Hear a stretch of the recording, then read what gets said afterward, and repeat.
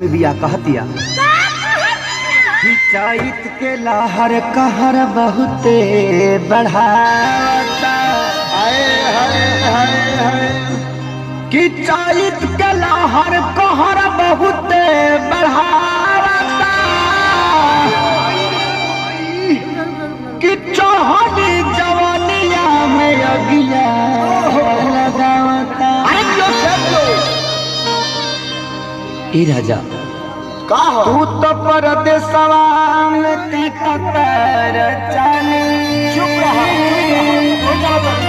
बिगड़ता मन जब खेसरिया चैत गावता।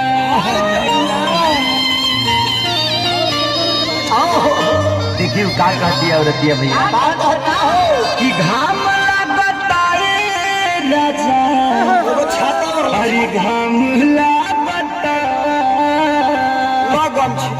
कि घाम लगता रे राजा घाम लगता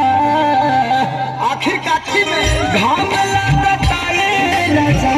घाम लगता घाम लगता रे राजा घाम लगता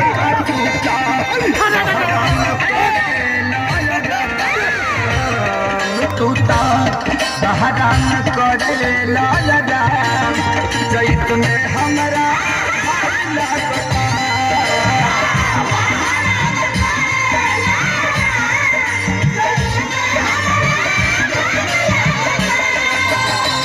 घाम लगता रे राजा घाम लगता घाम लगता रे राजा घाम लगता तूता बहरान करे लाला तूता बहरान करे लाला। देख बाप रे बहुत मजा बा। अब वो सही हो दोस्तों एक और बस और बस तक भी रेडी वन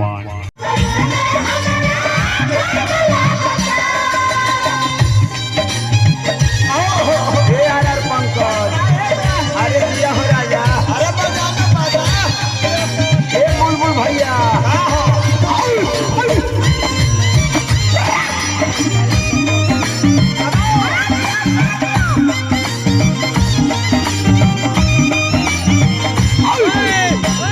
अरे दिया ये राजा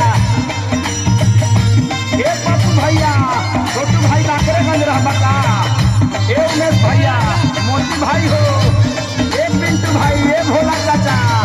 भाई जा सासाराम जा टूटल धीराना में सरकार ड्यूटी पछुआ के हम नाचे के बाद नीचे नीचे कौन दिक्कत नहीं टूटल धीराना में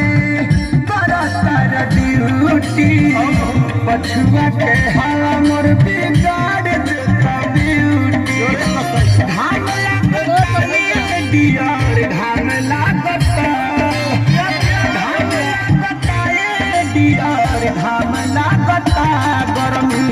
सहत नइखे नरम नरम सहत नइखे नरम हमर चाम चैत में बड़ा घाम लगता।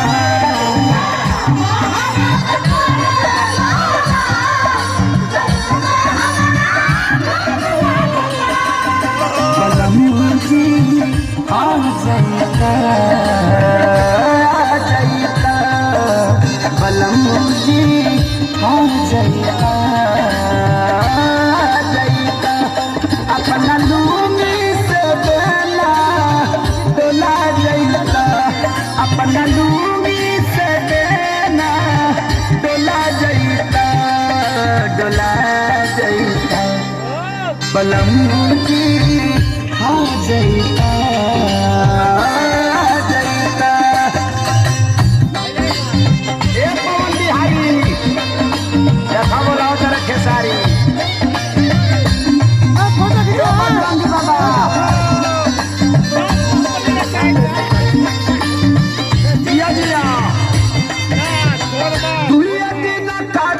लग गई लुक हो दहिया के साथे साथे जो बनो गई